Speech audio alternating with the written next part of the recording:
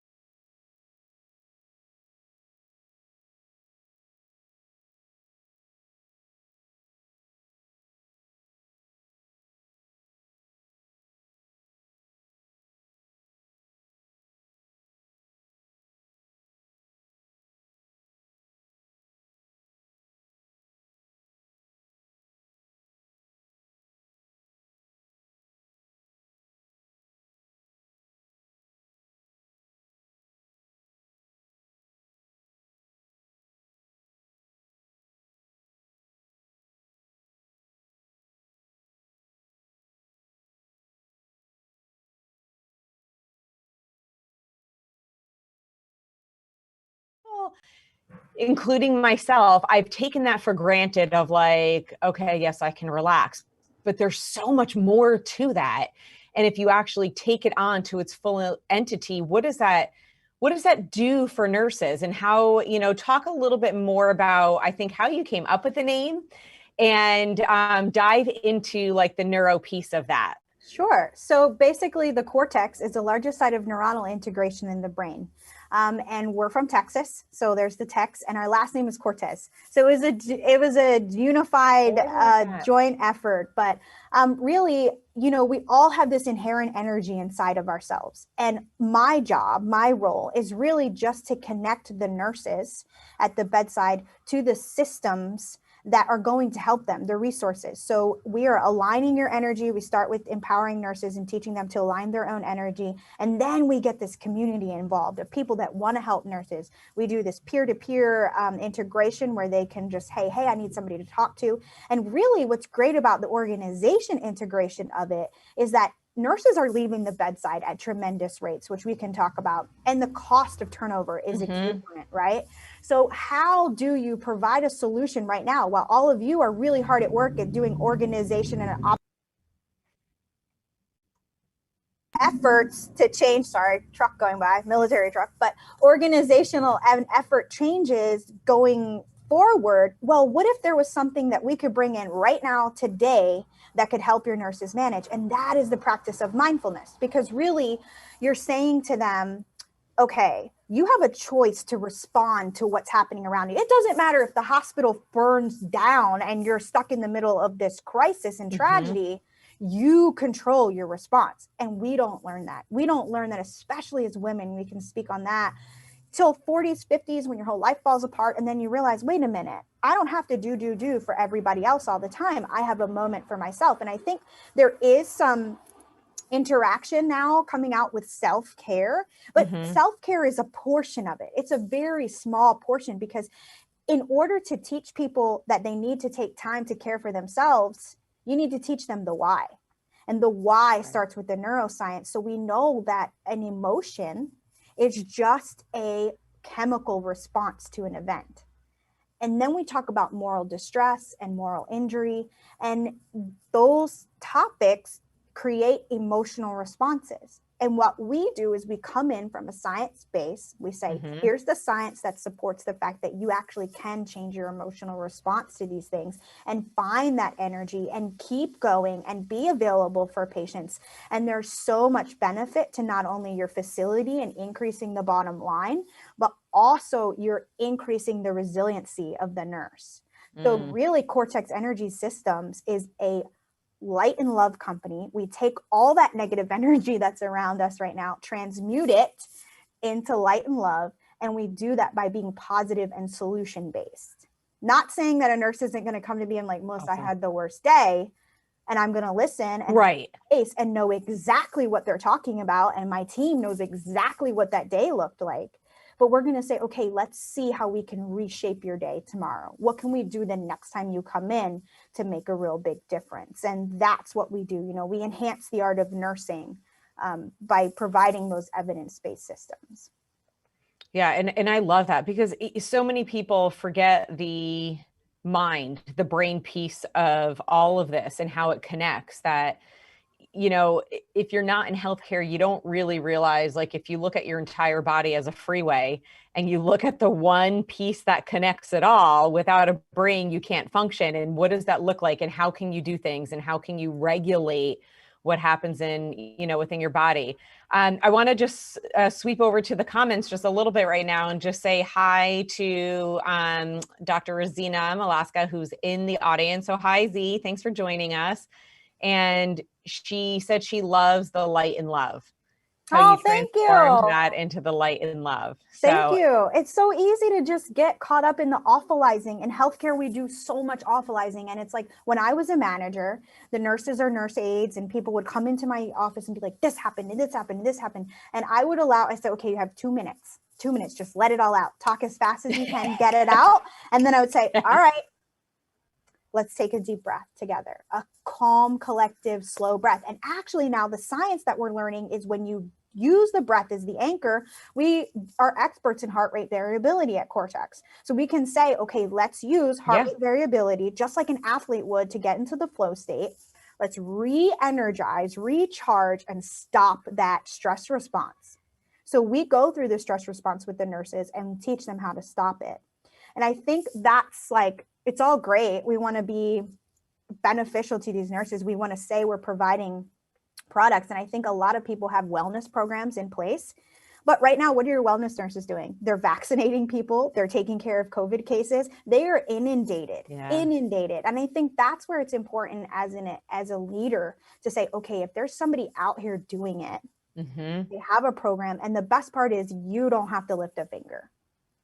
I was a manager. I was a clinical educator. I know what it's like to take on a new project. And oh my gosh, how do I do all this? It's there and it's ready. And we have a package that meets your needs, because not every facility needs the whole integration. They might need pieces, or they might just need consulting. And that's the best part. And I think that starts with, we do a facility walkthrough.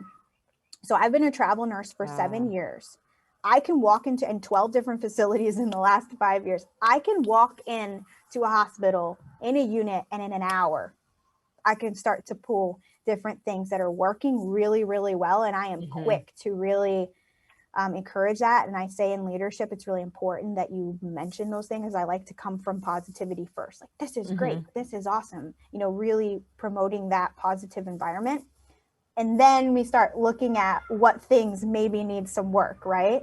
What things need help. And I don't say that they're faulty or they're not working or they're not functioning. They just need support. And I think that's the key piece to when we start to look at things, is that it's not a negative connotation of you're doing this bad, but it's an area of opportunity of how can we improve and do this better. And you're right, if you start to stay focused on what you're doing above the line is how I like to call it, and stay up in that area, everything else will either diminish itself away because you're building that energy, that confidence, and all of that piece up there. And then I want to talk a little bit, talk to me about if I was that critical care nurse and you can, let's say you were on a travel assignment and we were working together and you can see these issues that I was facing. And, you and I have talked about, in my past with my PTSD, the stress, like the anxiety, depression, all of that have taken place in critical care. What would you say to somebody about the first course within your program? Like, give us some detail of like how this can benefit them to really get them to understand that buy-in piece of it. Because you offer such an amazing program, and it's so easy for nurses to be like, I'm fine. But how do you get to them with this? So that's what we do, right? We care about everybody else but ourselves, because we'll be okay. We're going to survive it like we always do. So it's really creating the need. And I think that in order for us to change that culture in nursing, now nurses are starting to step up and be like, yeah, I'm really not okay. You look at these nurse meme pages and they are dark. Yeah. Dark. And it's hard for us to get in over that fence because we compartmentalize. And I always use this analogy of frozen chickens. And I think it was like Deepak Chopra or something that did the frozen chickens. But basically, like, it takes energy, right, to freeze a chicken and keep it down. And the chicken is that experience that you have, that you associate the negative emotion, like that day that I lost 29 out of 30 COVID patients on one unit. Like, that's a frozen chicken, okay? And I freeze it and I keep it down in here. And then I'm like filling up my freezer with frozen chickens. And now I have no energy left because I'm using it to keep everything frozen. So what we do is we teach you how to be mindful in a stressful situation. We have the ability to be mindful even in a code, even in the midst of a trauma. So we take them and we teach them the elements to not freeze the chickens. We're going to look at the chicken, watch it getting cooked on here, and then we're going to move it over. And it doesn't become a frozen chicken anymore. Yeah. So one of the things that I tell nurses first is it's okay to be not okay. And that comes from leadership. Okay. Yes. It comes from leadership coming around. And I know you guys say be visible, follow your values. Let me tell you, as a bedside nurse right now, I don't care how visible you are right now. Because to me, you're just walking around and you're going home at 5 o'clock and you didn't just code the last 6 people or intubate somebody or worry about getting sick. So you can be as visible as you want, but if you're not enhancing communication and having a good communication plan, you're no good for anybody. Yeah. That it's lunchtime here and people are coming home for lunch. They're like, oh, I'm going to go home to my little house and have lunch with my family. That's the best part about being in the military when you're home, So if you get all the trucks, everyone, thank your tax dollars because they're running them. But anyway, so I think that, as leaderships, you have an opportunity to say, okay, we're not okay. So where do we go from there? Where do we go from I'm not okay? Because now you're opening up, you're thawing that chicken. What happens when something thaws? You condensate, you start crying, you start having emotions. So we need to have a place for the emotions. And I think a lot of times nurses are reluctant to admit that they have a problem because we've got HR, we've got the stigma. And that's where something like Cortex or other programs that are out there come in, and we are not affiliated with your organization. We are a safe place. Now, we do have elements of mandatory reporting, of course, that, to keep everyone safe in the organization. But we like to work with your wellness team and the wellness program that you already have in place to beef it up or make it a little bit more relatable, because I feel like some of them are really outdated and nurses are like, I'm not walking all the way over that building at the end of the parking lot to go see somebody. Like, they're not going to do that. I'm going to tell you, as a nurse, I would never have done that. Yep. But it was once I started realizing that there was something that could give me immediate relief right now, and that starts with the breath as the anchor. I was able to see that there was benefit, and then I wanted more. I was like, okay, I managed this situation. So how can I manage the next situation? And then I encouraged my team members to do it with me. And we were then having a collective thought for positivity, and we were changing the culture of the unit. And like my biggest dream ever, you know, and the end goal, which of course that's how you manifest, right? We create huge dreams. I'd love for every facility in the United States to be one that is mindfully certified. Yeah. That operates from a place of transmuting negative energy. Whatever happens inside that facility, it's okay. We can handle it because we've learned how to respond. Well said. I need to give you a clap and a round of applause for that. Jonathan, get that clap going. That was so perfect.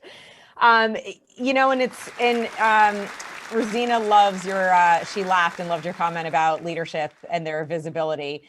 And she also said, have you worked with any organizations with your program? And if so, how did you get leadership to listen?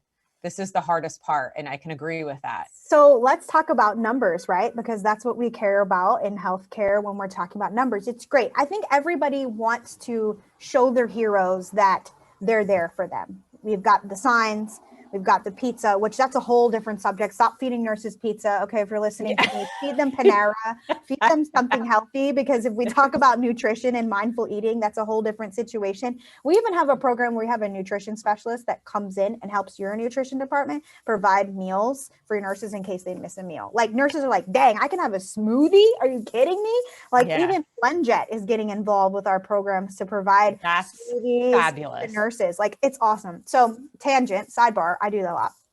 But anyway, so yes, so we've been in, one of the things that we do in order to kind of prove the point, right? We got to have the proof. Where's the proof? Right. There is tons and tons of research, trust me, because I already did the LIT review, out there of mindfulness-based stress reduction programs working. But the problem with those programs is they're weekend long, 90 minutes. Look, I can't even find 10 minutes to go pee at the bedside. So we integrated a program that's short and concise. But the way that we got the facilities to listen was I said, okay, how much does it cost for a nurse in your facility for turnover, right? And average says it's about $100,000 or up to 3 times a nurse's salary for one nurse in turnover. Yeah. Well, this program literally gives the nurses a chance to retake their energy. That improves their home life. They learn those skills and teach them to their children. So you have less incidence of call out and illness because we're teaching mindful eating, nutrition, fitness, all of it is together. And so you've got less call outs. You've got less nurses that want to leave the bedside because now there's something, a proven solution that's there now. Mm-hmm. It's not, oh, we promise we're going to fix staffing ratios. We're working to hire staff. That doesn't matter if we teach them this program because they can integrate it. But you talk about nurse turnover, spends about like over $6 million a year in mm-hmm. turnover. And most facilities are missing 10% of their nursing staff. Mm-hmm.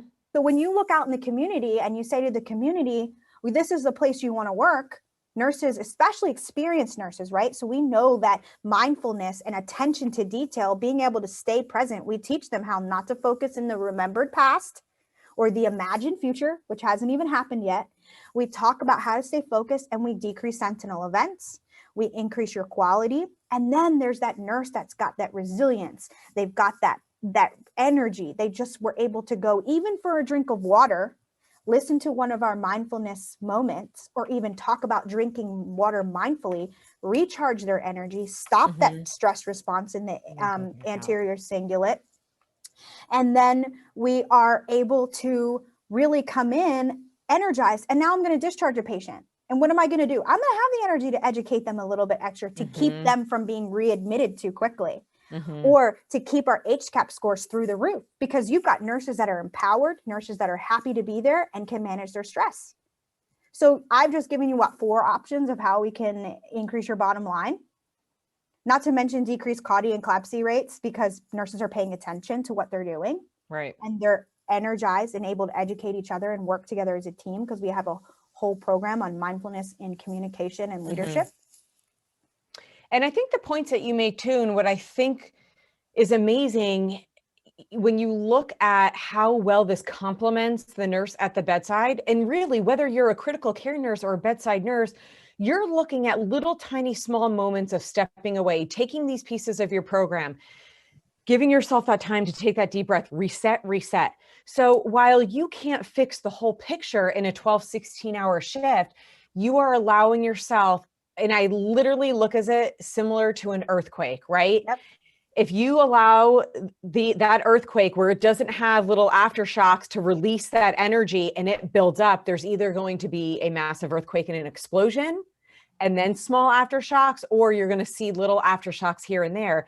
And that's the piece with you guys, that coming into this system, you're right, you're not sitting there learning hours of work. I went through the first 3 programs, and thank you for sharing that with me, because it gave me the insight that they're very short retained clips of how to reset yourself, and you can go back to it if you need to. And then you go on to step 2 if you need to. And it's so accommodating to that nurse that's working these long hours to just be up here, reset. I'm here. I'm going to go up here again. Let me do that mindful water drinking, and I'm going to come back down here. So by the end of your shift, your percentage of burnout and all of those factors that come into play may not be that diminished, but they are going to be significant lower, where it sounds like from what you're saying, they're going to have the ability to manage that a lot more and still be able to come back to their job and love what they do. Exactly. People right now, the only reason nurses are still at your facility is not because you're offering hazard pay, is not because you're got the signs up and you have PPE. They're doing it for their colleagues so that they're not short.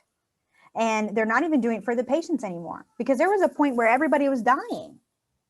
So now it's not that old picture of the nurse that just continues, because what happens is nursing, it's like someone's going to do it. The nurse will do it. They just throw more and more at them. So it doesn't matter if you have to throw more and more at them right now till you guys can find that system change, operational change, because we know you're working towards that. But why should we be forced to just deal with it in the meantime? What if there was a solution? And the solution is mindfulness and understanding from a scientific basis. And then, we give those key elements during the day. Then we also find opportunities after work. How do we de-stress? So we have a guided meditation to listen to while you're driving home. It's not a meditation, but it's like a kind of like a talk down. Then we have one called the walk in, where they can put their earbuds in, and we know we have to walk from like Timbuktu to get there. Okay, people complain about that. If you have a big parking lot, look, I used to have to take a shuttle. All right, it was like a 30-minute drive to get in, so I wouldn't get shot in Baltimore City. So don't complain about your little walk. But I have these little meditations that you put in, and it talks about getting yourself ready to get in there. So just simple places like that, I was like, where can I find moments in the day for myself to recharge? And then module 4 is all about rest and digest. What do you do on your day off? And we brought in nutrition experts, we brought in fitness experts, and then we have a whole program for male nurses that we're developing. And that's a whole fascinating topic, because I had a male nurse that talked to me about his response in a trauma or a code. It's completely different than mine, right? They have a very physical response. Pupils dilated, they're doing the CPR, their adrenaline's up. And a lot of times they don't even remember what happened till afterward, when their buddies are joking around. Remember that time, John, you did this? And you're like, oh, I did do that.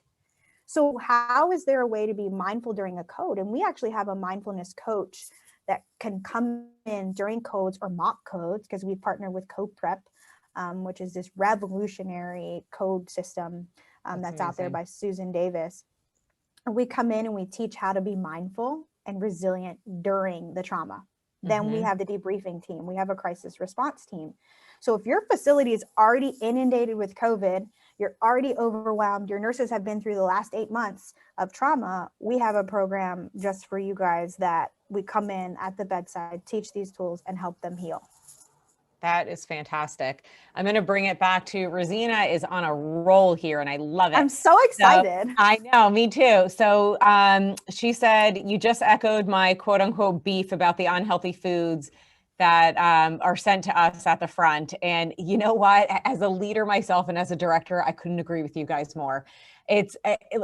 First of all, I couldn't even eat the pizza. So I'm like, why am I going to order the pizza? And no one eats like that these days. This isn't like a elementary school, like school party. So how much fruit do you think your cafeteria throws out because people don't eat it?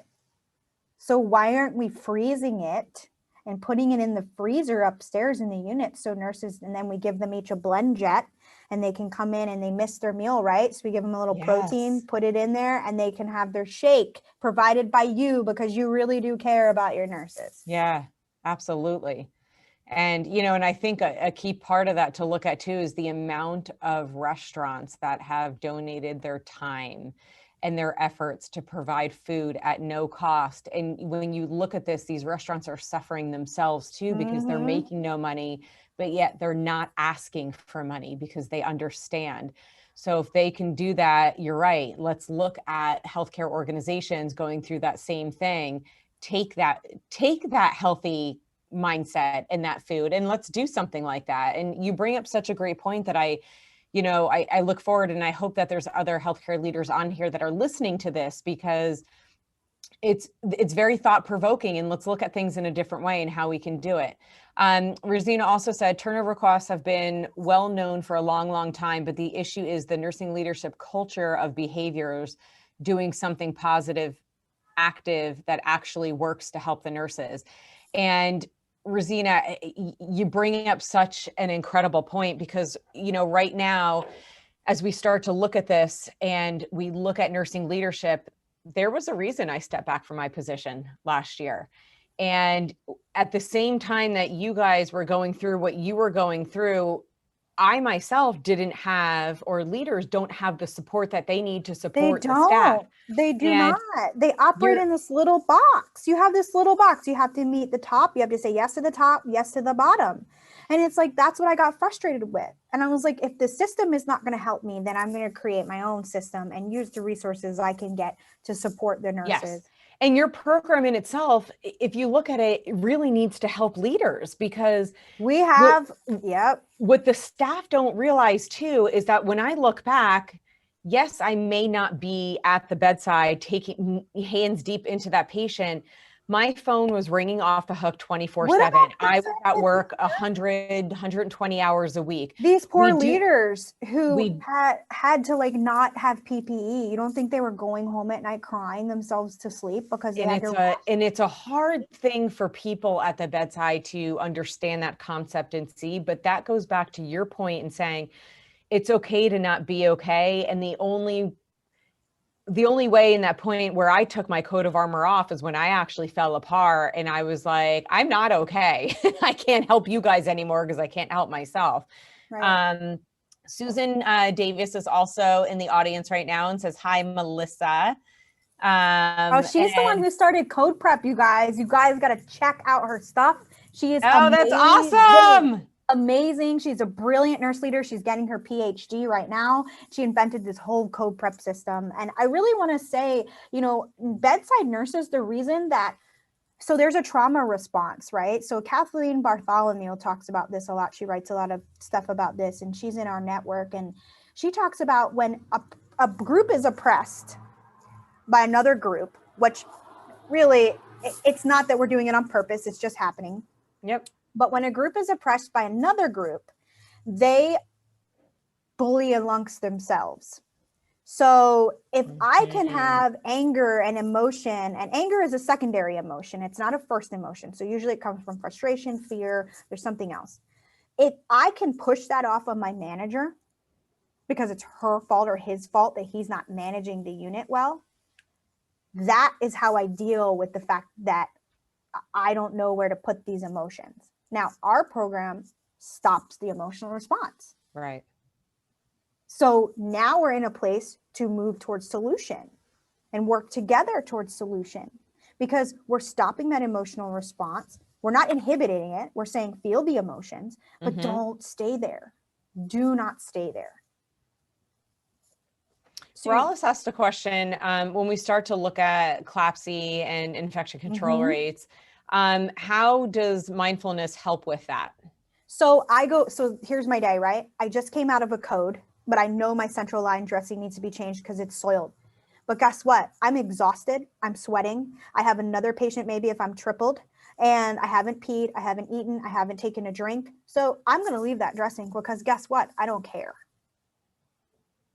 So the little bugs creep in the line, and there we go. And you know what? The next nurse comes in into a shit show. Oh, sorry. Into a mess because It's okay.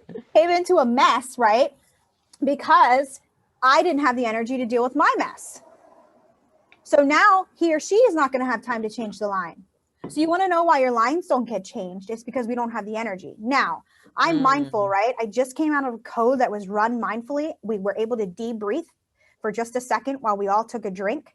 I debriefed, got my thoughts together. I'm like, okay, let me breathe. Let me reorganize my heart rate and my own vital signs. I'm going to go into the next room and I'm going to have things organized because I'm mindfully thinking. I'm not in the supply room spending time thinking about everything that just happened and what I have to do. I'm saying, what supplies am I needing when I'm in here? Oh, the central line kit, the central line dressing kit. So, and I know that at 2 o'clock, because Cortex, we teach a buddy system approach. At 2 o'clock, someone's coming and I'm going to get a drink and I'm going to get a break. So let me just, it's 1:55. Let me just run in there real quick and I'm going to change that line. When I go in there to change the line, because my thoughts are not scattered and I've learned to really stay focused on what I'm doing, I notice the line is out by 2 centimeters. It looks a little funky. So then, because I've recharged my energy, I go and have my break and I say to the person covering, I say, hey, I'm going to go take my break. That's 2 o'clock and I haven't taken a break yet. But you know what? I think that line dressing looks a little weird. Would you be able to call whoever, vascular access, somebody, and ask where that dressing was supposed to be at or where the line was supposed to be at? Because I'm mindful. I'm aware. Right. So there, you've just caught something that would have happened to be an event. You know, and I think the teamwork and the cohesiveness of knowing, oh, wow, you were really present. You were really mindful. You had this awful code that you just came out of. You still noticed there was a problem with the line. Great job. That's that peer-to-peer interaction. Yeah. And that was by the way, that was a great clip. we're gonna take this hour show, and that is such a great clip because when you look at, and any nurse out there can think and breathe this when you look at these situations and people wonder why CLABSI rates and, you know, your VAP rates, why all of these hospital associated infections are going up. This is a key point to how important the Cortex system is to get people, nurses, I should say, back to that right state of mind. And I would love to, I don't know if you have, if you've got any studies or research on this yet, but I'd love to start looking at your program and the way that it's going to see in a certain hospital setting, have we been able to reduce this? Has this worked for here?